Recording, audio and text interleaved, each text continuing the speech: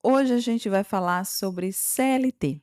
O que é que você entende sobre CLT? O que é que você acha que é a CLT? Eu vi um post um dia desses no Instagram, e o Instagram tem sido uma inspiração para muitas pautas aqui do podcast, né? Vocês têm percebido. Que bom que são pautas importantes. E aí eu vi esse post falando sobre a CLT de uma mãe que postou o vídeo junto com a filha. A menina tinha 12 anos, e ela perguntava para a filha o que é que ela entendia sobre CLT. E a menina veio com frases prontas do tipo: ah, CLT é você andar de ônibus lotado, ah, é você receber somente um salário, ah, é você estar preso no ambiente de trabalho e ter que obedecer a patrão, coisas desse tipo. E a mãe ficou chocada, porque a mãe também é CLT, trabalha de carteira assinada, e ela ficou pasma com o nível de informação que a filha estava tendo e resolveu gravar um vídeo para falar sobre isso. E eu estou aqui gravando um podcast para a gente entrar de cabeça nesse tema, porque de fato é de suma importância. Mas antes de tudo, sejam muito bem-vindos e bem-vindas a esse podcast. Eu resolvi falar por Janaína Ferreira, é uma alegria imensa ter você aqui comigo. E minha gente, eu espero que você esteja bem. Se você ainda não classificou o episódio, o podcast, não esquece de dar 5 estrelas. Essas 5 estrelas é muito importante para alavancar o nosso podcast. Comenta, compartilha com todo mundo que você conhece, porque isso é muito importante para mim. É o que me ajuda de fato. Se você me ouve pelo YouTube, curte o episódio, se inscreve no canal, que tem muito conteúdo bom pelo YouTube também. E tamo junto, tá? Tá bom? Eu espero que vocês estejam gostando desta jornada que eu venho falando sobre saúde mental, que eu venho falando sobre comunicação não violenta, todos os assuntos voltados para ambientes de trabalho, relacionamentos de trabalho, e isso é de fato o assunto da vez, né? Minha gente, CLT, eu quero trazer um panorama histórico aqui para vocês, porque a gente precisa sair do campo do achismo, do campo do discurso raso. Enquanto assistente social, eu já falei isso aqui para vocês em outros momentos, eu sou assistente social de formação, e eu tenho um entendimento da sociedade pautada na luta de classes, né? Então, eu tenho o entendimento de que nesse sistema capitalista, as desigualdades sociais elas são produzidas por esse sistema, e a ascensão social, a mudança de classe, ela é muito difícil por conta da própria estrutura baseada na desigualdade, e principalmente para grupos específicos que são grupos negros, grupos indígenas, pessoas que são chamadas de minorias, mas que na verdade são maioria, são vistos como minoria na questão de direitos. E aí a CLT, a pauta do trabalho, é algo que me move, que mexe muito comigo também. E eu gostaria de trazer para vocês um panorama histórico para a gente entender. A CLT, minha gente, ela não é o ambiente corporativo. E aqui entra a primeira quebra de paradigma, de ideia contraditória que tem surgido aí nesse mundo digital. Os adolescentes, meninos de 10, 12, 15 anos que vivem conectados, hiperconectados, estão tendo acesso a uma série de informações, discursos, narrativas que desqualificam a CLT, que supervaloriza o empreendedorismo digital e desqualifica, deslegitima a CLT.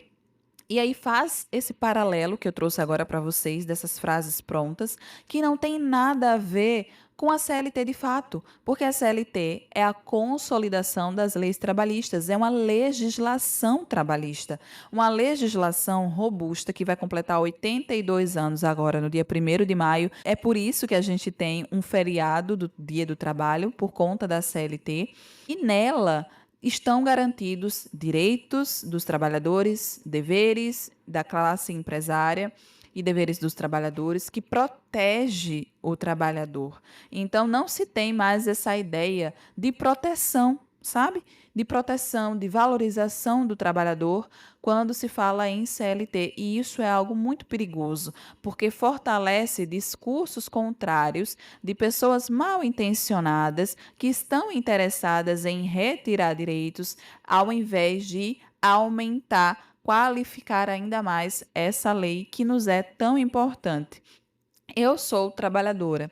Eu não deixei de ser trabalhadora porque eu sou empreendedora. Entendem a diferença? Uma coisa não substitui a outra, uma coisa não é contrária. Não! O empreendedorismo ele é muito bom. O empreendedorismo digital é uma novidade muito boa, mas não é mágica, não é conto de fadas, não é coisa fácil como se prega na internet.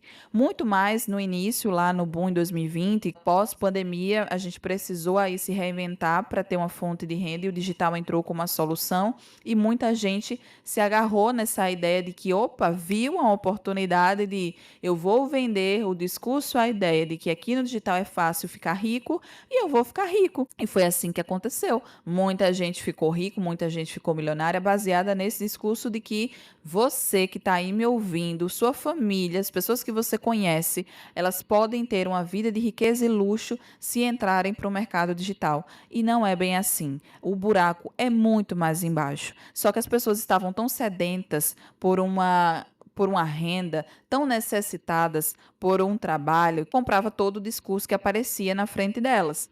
Hoje, nós temos a problemática relacionada com os nossos jovens, com os nossos adolescentes, que é a futura mão de obra do trabalho. Então, pense no problemão que a gente está tendo que enfrentar com essa nova geração, porque nem a gente consegue entender e manobrar, digamos assim, as redes sociais, a tecnologia de uma forma assertiva. Imagine esses jovens, né, que não têm a experiência, a expertise de um adulto, a maturidade de um adulto, não têm o arcabouço aí de vida para tomar boas decisões, fazer boas escolhas e que são, por isso, muito facilmente manipulados, levados por uma correnteza que parece ser algo bom, algo legal, algo da hora, mas que não é. Não é. Então, existe muito o discurso, e eu sempre critiquei isso quando eu trabalhava com marketing digital, e foi uma das coisas que me fez desgostar da época do marketing digital, esses discursos meritocráticos, esses discursos da ostentação que não combinam com os meus valores, com o meu ideal de vida, e também esse discurso de desvalorização da educação. Porque é por meio da educação que você consegue uma transformação social. É por meio da educação que você consegue ascender de fato para outros patamares nessa sociedade capitalista. Mas os discursos pregados a rodo nessas redes sociais é que você não precisa investir em uma formação. Você não precisa passar 4 anos, 5 anos em uma faculdade para depois ter que investir em cursos digitais para poder vender o seu curso e a sua mentoria. Para quê? Você consegue fazer tudo isso pelo digital. Não, minha gente. Nem todo mundo quer ser empreendedor. É de fato, hoje é importante você ter uma presença digital enquanto um profissional liberal, um médico, um nutricionista, tudo mais. É de fato muito importante para propagar o seu trabalho. Mas uma pessoa que não deseja trabalhar enquanto empreendedora, deseja sim ter ali a sua carteirinha assinada, ter uma rotina de trabalho estabelecida, ter um salário certo no final do mês, ter os seus direitos garantidos. Uma pessoa que gosta disso, que prefere isso, ela não vai se beneficiar se por acaso um dia a CLT deixar de existir. Que eu espero que isso nunca aconteça. Então, a gente entra numa cruzada perigosa, mais uma vez, falando sobre isso, porque os discursos, eles vão nessa contramão.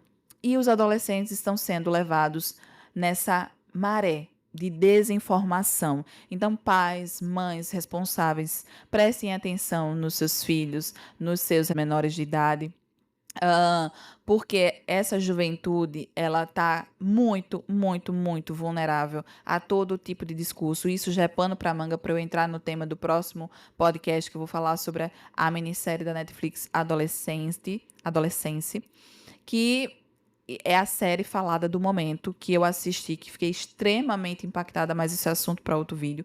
Hoje a gente vai falar sobre CLT. E de onde surgiu a CLT, Janaína? Como é que surgiu esse negócio todo? Vamos lá. A escravidão no Brasil, ela acabou teoricamente. Acabou ali no papel, em 1888. E de 1888 até 1930, né, que colocou o Vargas no poder, houve um limbo, sabe? Um limbo de legislação, de leis que protegessem o trabalhador. Inclusive, mão de obra de menores de idade era legalizada. Enfim, existia toda uma estrutura de trabalho muito precarizada e poucos direitos para esses trabalhadores. A partir de 1930, pegando essa onda da Europa, que já vivia a Revolução Industrial, Vargas foi muito esperto, não somente de dar o golpe, mas também de pegar todas as temáticas da época para se beneficiar enquanto político. A Revolução Industrial ela veio para mostrar que, opa, a máquina ela está sendo aí mais utilizada, mais solicitada, digamos assim, do que o homem. Então, a mão de obra humana ela estava sendo substituída pela máquina e estava havendo muitas revoltas na Europa, muitos movimentos sociais lutando por direitos. A gente vê aí o Dia Internacional da Mulher.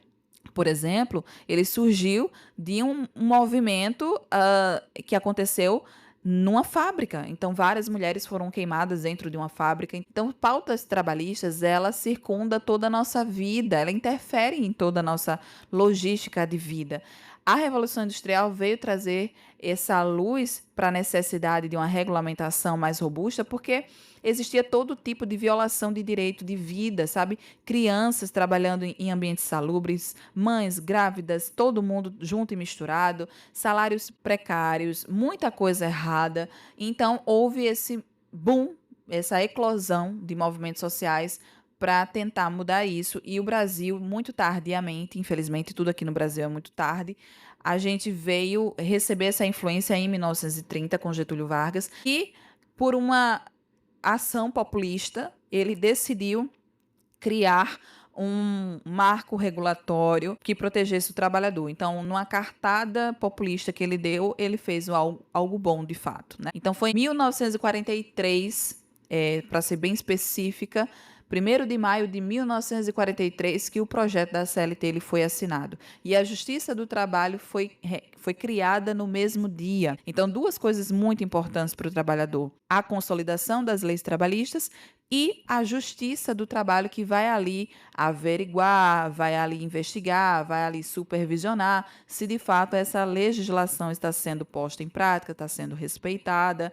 Então, duas coisas muito boas para nós trabalhadores. E aí, quando a gente entra nessa onda do discurso de que a CLT é horrível, a gente está misturando as coisas, porque a mobilidade urbana, ela não está diretamente relacionada à CLT, mas a mobilidade urbana interfere diretamente no trabalho, interfere diretamente na produção, interfere diretamente na energia que esse trabalhador vai desprender na empresa, na entrega desse trabalhador.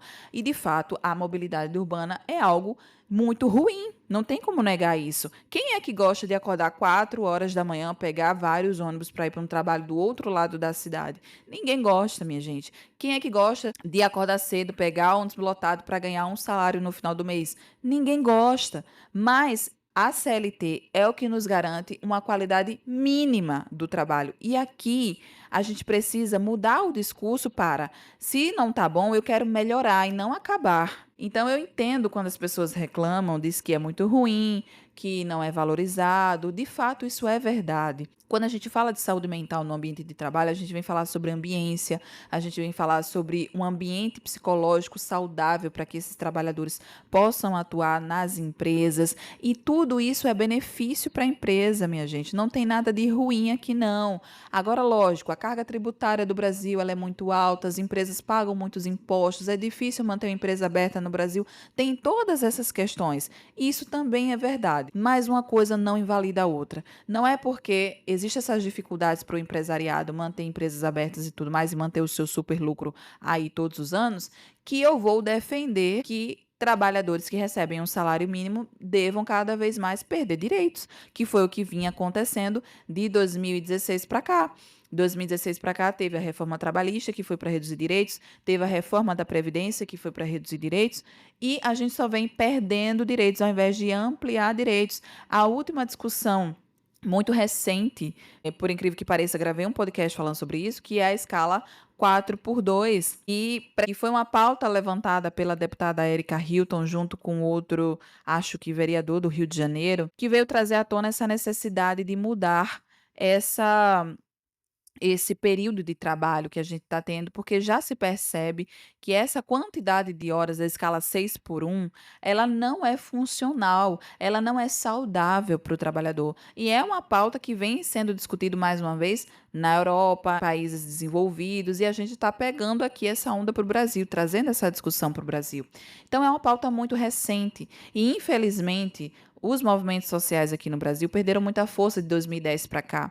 E isso tem impactado muito na ampliação de legislações favoráveis à classe trabalhadora. Não tem como dizer que os movimentos sociais não são importantes, mas eles foram tão combatidos, criminalizados nesses últimos anos que perderam força. Como é que a gente avança? Não tem como avançar. Se você não está num coletivo organizado, você não consegue criar novas leis, você não consegue ampliar direitos, você não consegue levar pautas importantes para serem discutidas no Congresso Nacional. Tudo isso é movido por conta da organização social, da organização de pessoas. E quando existe esse movimento contrário, porque sim, existe um movimento contrário que tem o discurso neoliberal aí na veia, um discurso meritocrático, valorização do empreendedorismo acima de qualquer coisa, do empresariado acima de qualquer coisa, do individualismo acima de qualquer coisa, essas pessoas estão interessadas em acabar com o que a gente já tem de direitos.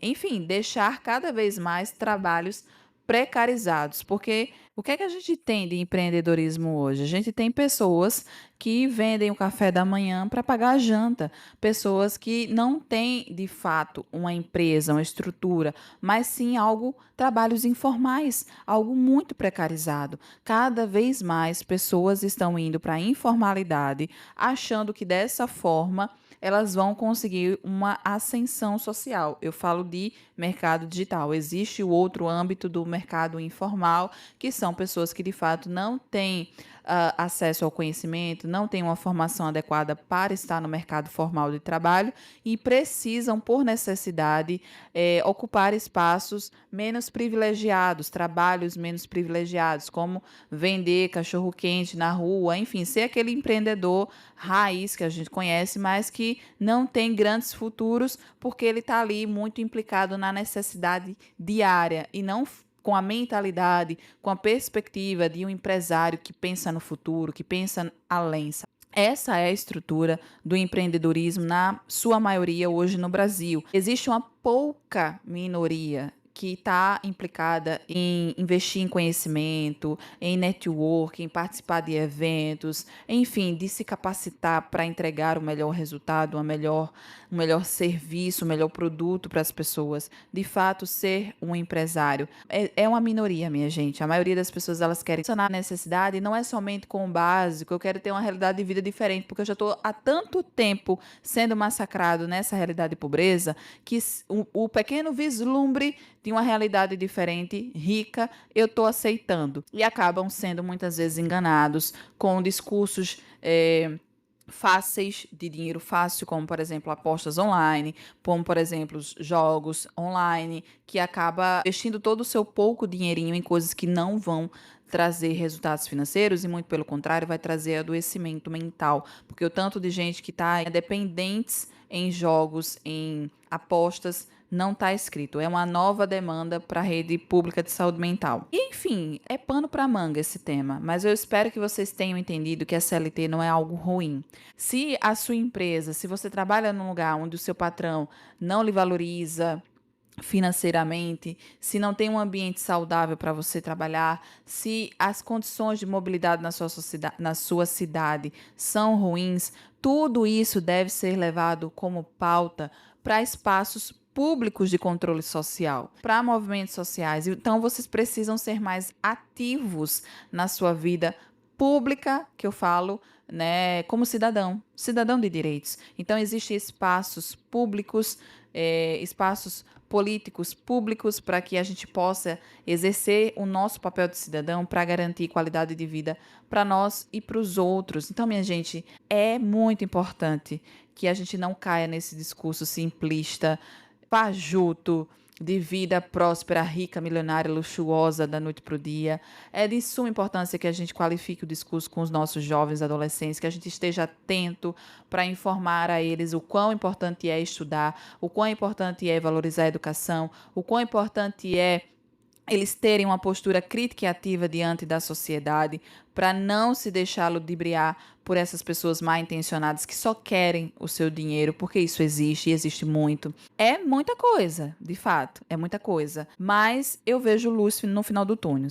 Eu hoje não sou CLT mais, mas vivo num regime de trabalho parecido com a CLT, que é o serviço público. E mesmo se eu não fosse servidora pública, eu também sou empreendedora, né? Eu não vou deslegitimar a legislação trabalhista, porque eu estou em outro quadradinho ali da condição de trabalho. Não, eu não posso fazer isso, porque as pessoas que estão na CLT dependem e que preferem estar nesses ambientes de trabalho, porque nem todo trabalho CLT paga mal, é importante ressaltar isso. Existem muitos empregos que pagam um salário muito bom, de fato, que condiz com uma qualidade de vida que a gente deseja. São poucos, mas existe, mas exige da gente uma qualificação muito superior. Então, não é nada fácil, não tem nada ganho.